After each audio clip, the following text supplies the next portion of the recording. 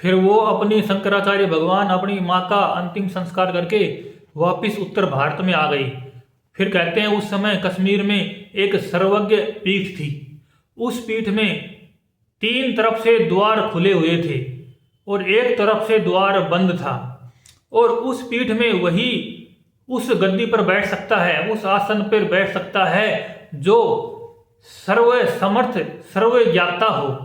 तो शंकराचार्य जी ने अपने शिष्यों सहित जब वहाँ प्रवेश किया तो वहाँ के जो प्रतिनिधि थे, पंडित थे, सन्यासी थे, ज्ञानी थे, ध्यानी थे, उन सब ने प्रश्न किया कि यहाँ तीन तरफ से प्रवेश हो चुका है, उत्तर से, पूर्व से, पश्चिम से, तो यहाँ विद्वान आ चुके हैं और उनके गेट खुल चुके हैं, उनके द्वार खुले हुए हैं। यहाँ दक्षिण से अभी कोई भी विद्वान इस सर्वज्ञ पीठ के अंदर प्रवेश नहीं कर पाया है। तो शंकराचार्य जी ने कहा हम दक्षिण पीठ का द्वार ही खुलवाते हैं। तो उन्होंने दक्षिण पीठ के द्वार से प्रवेश करना चाहा तो वहाँ सभी धर्मों के जैन, बौद्ध, तांत्रिक, शैव, वैष्णव सभी ने शंकराचार्य जी से शास्त्रों के ऊपर तरह तरह के बहुत सारे प्रश्न किए और उन सारे प्रश्नों को यथा उचित सबका शंका समाधान किया। तो उसके बाद उन्होंने शंकराचार्य जी को सर्वज्ञ घोषित कर दिया और फिर शंकराचार्य जी उस कश्मीर की सर्वज्ञ पीठ पर बैठ गए। कहते हैं वहाँ पर अभी भी लोग जाते हैं और वहाँ शंकराचार्य जी की एक मूर्ति प्रतिमा वहाँ भी विराजमान है। तो शंकराचार्य जी ने दक्षिण के नाम से जो द्वार बंद था उसको भी अपनी विद्वता के दम पर खुलवा दिया, वो जो कि खुद ही शिव स्वरूप थे। फिर उनके बारे में एक घटना ये भी आती है कि वो भारत के किसी प्रचार प्रसार के दौरान किसी एक राजा से मिले। वो राजा इनके अद्वैत के, वेदांत के, शास्त्रों के ज्ञान से बहुत प्रभावित हुआ और वो इनका शिष्य बन गया। उस राजा का नाम मेरे को याद नहीं आ रहा, लेकिन वो उनका शिष्य बन गया। लेकिन पहले वो राजा किसी तांत्रिक गुरु का शिष्य था। तो जब वो राजा इनका शिष्य बना तो वो तांत्रिक गुरु उस राजा से नाराज हो गए। तो उन राजा से कहा कि तुम शंकराचार्य जी को छोड़ दो और वापस मेरी ही शरण में आ जाओ।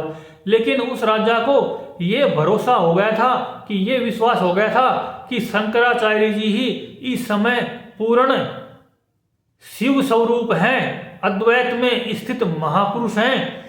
इसलिए उन तांत्रिक पर उन्होंने भरोसा नहीं किया और वो शंकराचार्य जी की ही शरण में हो गए।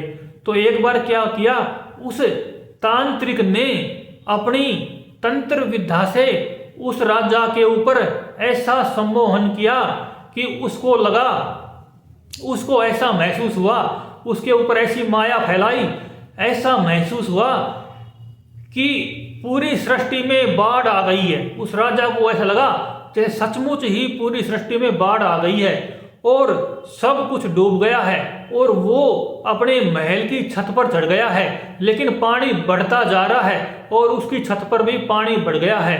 तब उन्होंने शंकराचार्य जी को याद किया, शंकराचार्य जी को पुकारा। तब शंकराचार्य जी ने अपने संकल्प बल से उस पूरी माया को नष्ट कर दिया। तब राजा ने देखा कि यहाँ तो कुछ भी था ही नहीं।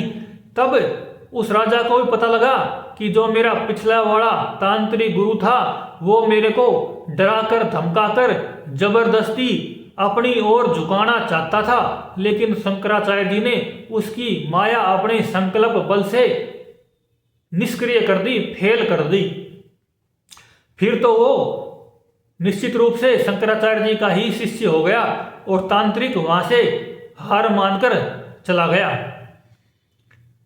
क्योंकि जो तंत्र मंत्र की क्रियाएं हैं ये तत्वज्ञानी महापुरुषों पर लागू नहीं हो सकती। जो पूर्ण तत्वज्ञानी महापुरुष होते हैं उन पर ये क्रियाएं लागू नहीं हो सकती। ये क्रियाएं ही वहीं पर लागू होती हैं जहां उनसे नीचे संकल्प का व्यक्ति होता है।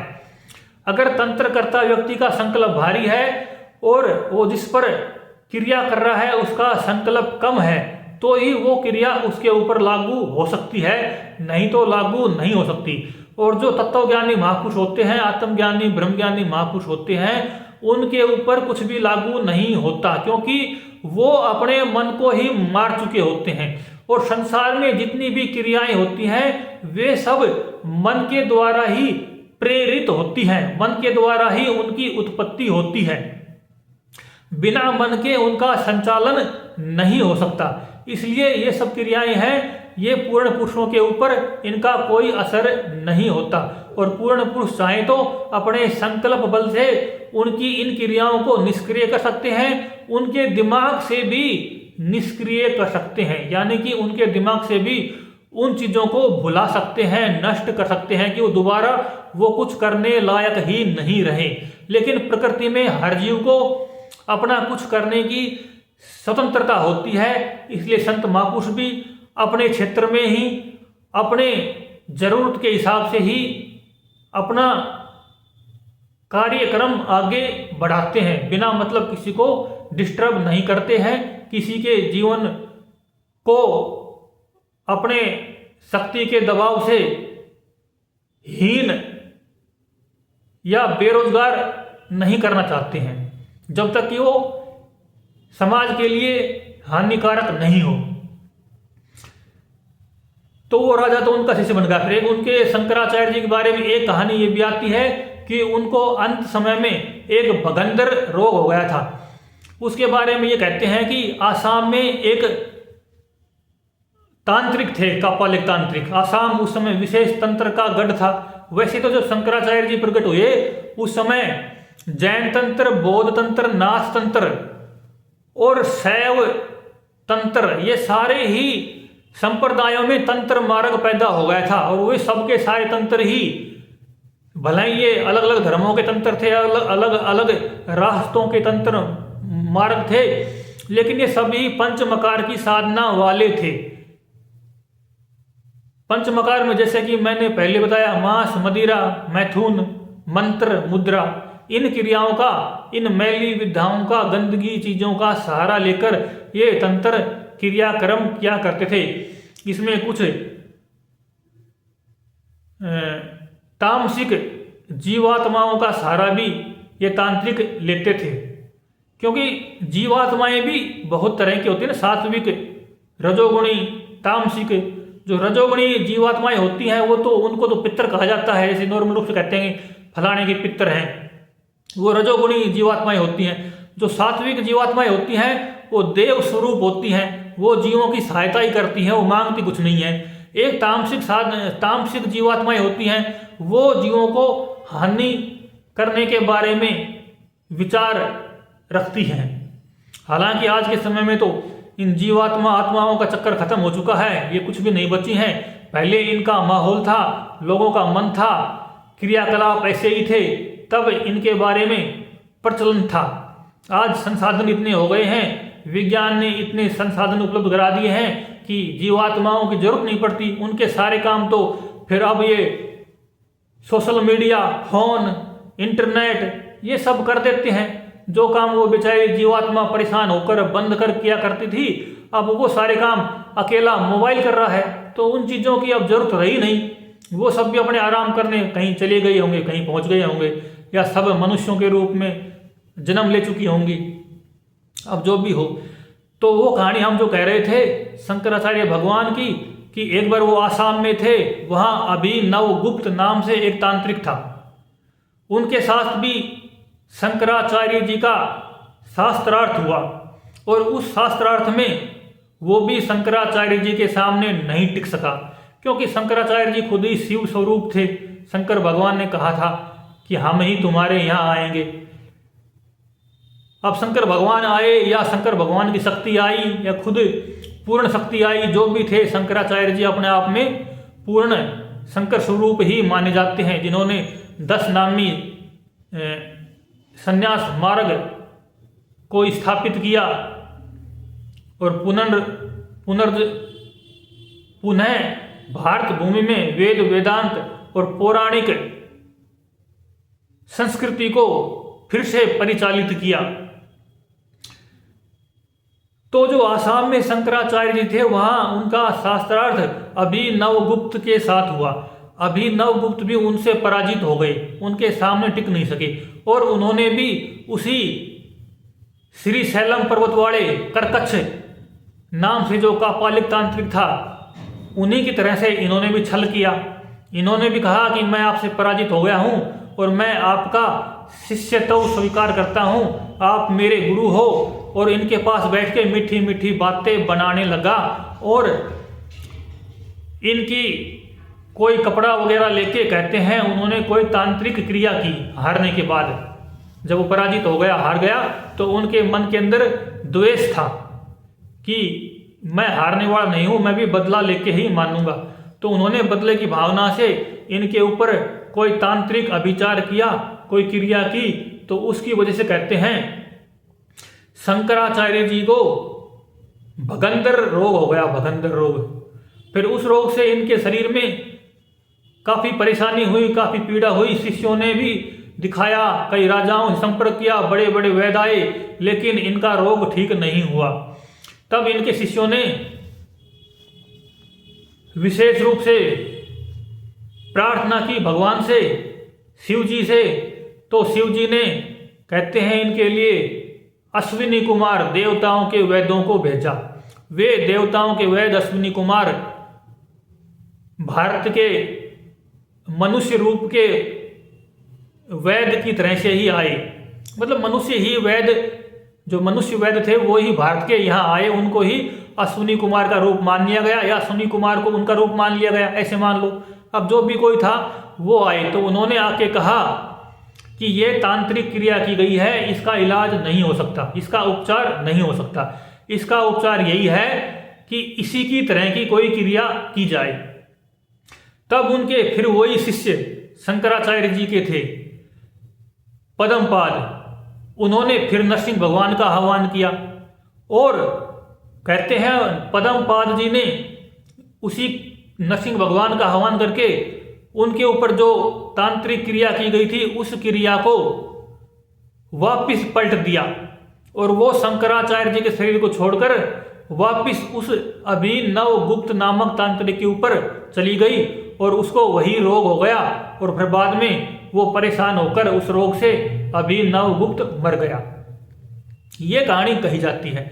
अब मुझे ऐसा लगता है कि जो पूर्ण पुरुष होते हैं उनके ऊपर ये क्रियाएं नहीं होनी चाहिए, क्योंकि पूर्ण पुरुष प्रकृति में पूर्ण सक्षम होते हैं, वो किसी क्रियाओं को आने दें नहीं आने दें।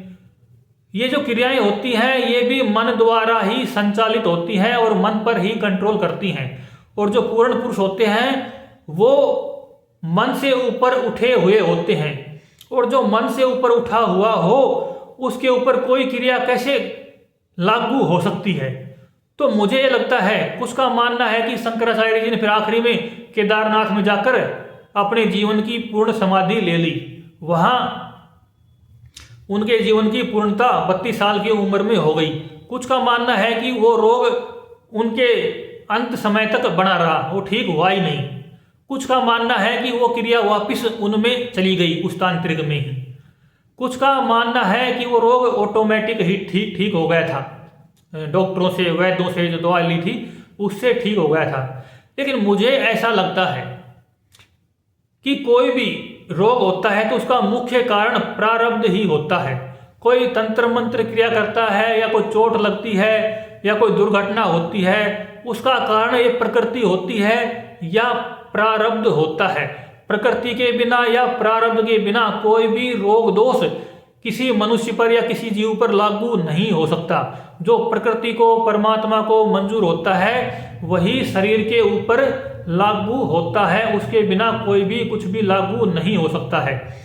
और संत महापुरुष होते हैं वो सोचते हैं कि कर्मों को भोग लिया जाए तो ही ठीक है। ऐसी बहुत सारी घटनाएं मिलती हैं, जैसे ईसा मसीह को पता था कि उनको सूली लगनी है, उनको पहले ही पता था, उन्होंने किसी को बता भी दिया था अगर मेरी सूली लगने से ही जीवन का अंतिम वक्त होगा। ऐसे ही कहते हैं बुद्ध को भी पता था कि उनको उस लोहार कोई भगत था, उनके हाथ से मशरूम की सब्जी खाने के बाद, कुकुरमुत्ता की सब्जी खाने के बाद पेट खराब होगा, दस्त लगेंगे, डायरिया, अतिसार हो जाएगा और उसी से शरीर का अंत हो जाएगा। ऐसे ही रामकृष्ण परमहंस को भी पता था कि उनको कैंसर हो गया था, लेकिन वो उनके शिष्य कहा करते थे कि आप माँ से प्रार्थना करो कि इस कैंसर को हटा दिया जाए, माँ इस कैंसर को दूर कर दे। तो रामकृष्ण परमहंस कहते, माँ को मैंने कहा था तो माँ ने कहा कि ये तो भोगना ही पड़ेगा, अब नहीं तो फिर कभी भोगना पड़ेगा, तो अच्छा है इसको बाद में भोगने से अच्छा है अभी इसका कर्म खत्म करें और इसकी क्रिया कर्म खत्म करके अभी अपने आप को कर्म निर्जरा कर लें, कर्मों से रहित कर लें, कर्मों की सफाई कर लें। तो जो पूर्ण पुरुष होते हैं उनके ऊपर भी प्रारब्ध शरीर के ऊपर लागू होता है, क्योंकि शरीर कर्म से ही बना होता है। शरीर कर्म से बना होता है, कर्मों को साथ लेके आता है, इसलिए ही कर्म ही शरीर के रूप में प्रकट होता है। तभी तो बाबा तुलसीदास जी ने कहा है, पहले रचा प्रारब्ध पीछे रचा शरीर, तुलसी क्यों चिंता करे भजले श्री रघुबीर।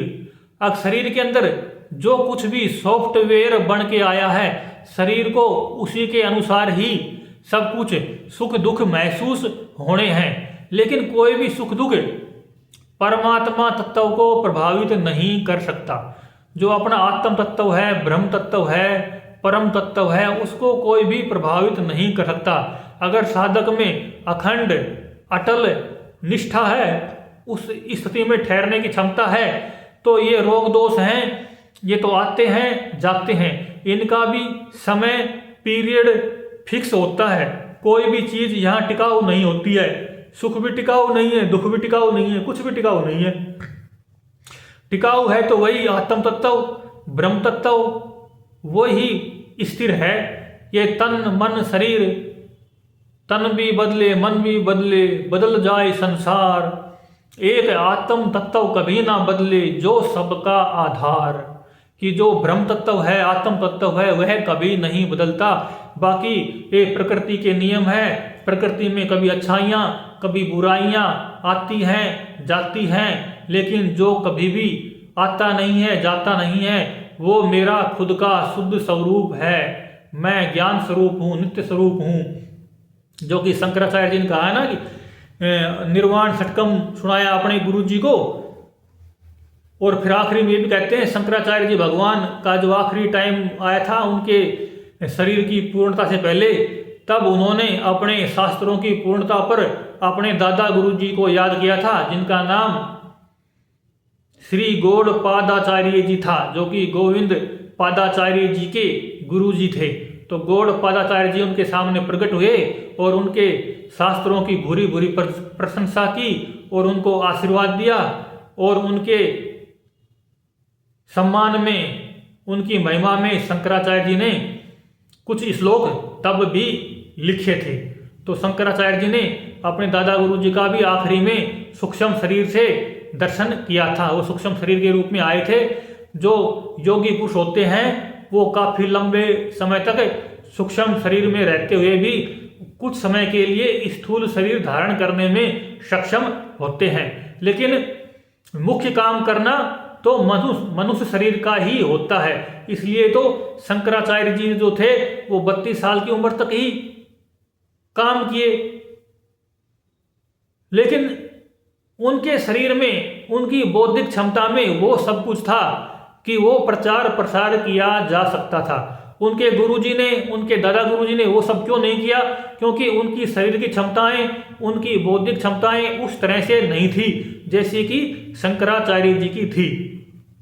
उनके दादा गुरुजी को, उनके गुरुजी को भी किसी ऐसे अवतारी पुरुष का इंतजार था जो भारत भूमि पर वेद वेदांत के मार्ग को फिर से पुनर्स्थापित कर सके, और उसी के लिए उनके गुरुजी भी अपने शरीर को रोक कर बैठे हुए थे, और उनके आने तक और उनकी शिक्षा पूर्ण होने तक उनका शरीर रहा। और फिर उनके काशी प्रवास के बाद कुछ महीनों बाद ही कहते हैं उनके शंकराचार्य जी की जो गुरुजी थे गोविंद पाद जी, उनका शरीर भी फिर वहाँ पूर्णता प्राप्त कर गया, शरीर पूर्ण हो गया था उनके काशी प्रवास के दौरान ही। तो ऐसे अद्वैत मत को स्थापित करने वाले, अद्वैत का प्रचार प्रसार करने वाले, तंत्र मंत्र तामसिक साधनाओं को हटाकर उनको निष्क्रिय करवाकर उनके तंत्र मंत्र वाले गुरुओं को किसी न किसी तरह से शास्त्रार्थ में पराजित कर कर या प्रकृति द्वारा उनको पराजित करवाकर या किसी तरह से भी उनको इस देश में से निष्क्रिय कर दिया था। और वापिस शंकराचार्य जी का एक नया संन्यास, जिसको दशनामी संन्यास कहते हैं, वो चल पड़ा। और उस समय के जितने भी सन्यासी थे वो अधिकतर दशनामी संप्रदाय में ही शामिल हो गए। कुछ संन्यास मार्ग उनके अलावा भी पीछे चलते रहे हैं, वे भी अपने आप को सन्यासी ही मानते हैं, लेकिन ज़्यादा प्रभाव दशनाम का ही रहा। उस समय पूरे भारत में शंकराचार्य जी ने संस्कृति को एक सूत्र में पिरोने का काम किया था। और इसके लिए ही उन्होंने भारत की चारों दिशाओं में 4 मठ स्थापित करवाए थे। जैसा कि मैंने पहले बताया, उत्तर में जोशी मठ, ज्योतिष मठ, जोशी मठ में, इधर गोवर्धन मठ गुजरात में, द्वारका में, इधर पुरी में पुरी मठ, इधर शारदा पीठ श्रृंगेरी मठ। ये 4 मठ थे। इनके माध्यम से वैदिक संस्कृति की रक्षा के लिए उन्होंने सन्यासियों की अलग अलग टीमें बनाई थी, अलग अलग उनको काम दिए थे। कुछ का काम विद्वान का था, विद्वता का था। उस कुछ का काम जो दंडी स्वामी थे विद्वान हुआ करते थे। कुछ फिर नागा सन्यासी बने जो धर्म रक्षा शस्त्र बल से करते थे, बाहुबल से करते थे। ऐसे उन्होंने कई कैटेगरियां बनाएगी, जिनका नाम 10 नाम रखा गया। गिरिपुरी भारती, पर्वत, तीर्थ, वन, अरण्य, आश्रम,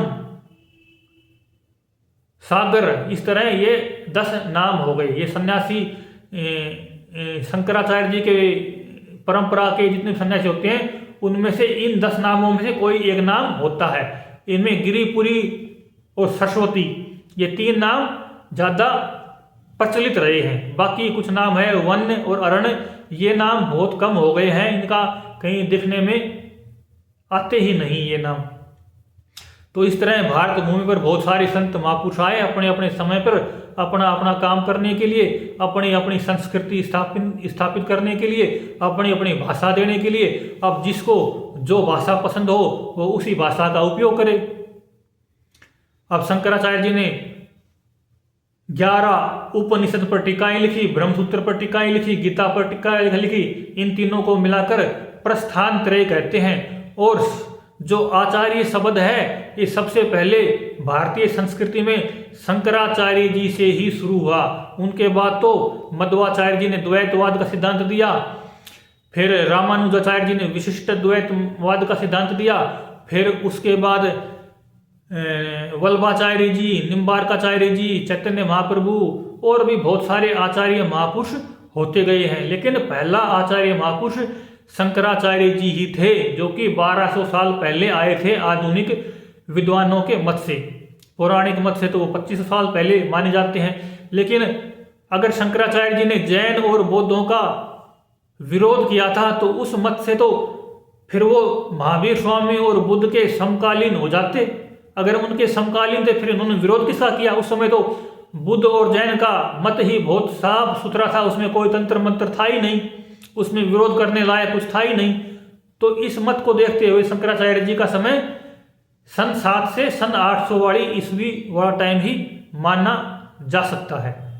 ऐसे शंकराचार्य जी को भी धन धन्य, जिनकी अगाध बुद्धि, असीम क्षमता, बौद्धिक विद्वता, इतनी क्षमता के धनी थे वो कि 32 साल की उम्र में ही उन्होंने, लोग 300 साल में इतना काम नहीं कर सकते, वो काम उन्होंने कर दिखाया। और गीता उपनिषद को उन्होंने जीवित रख लिया।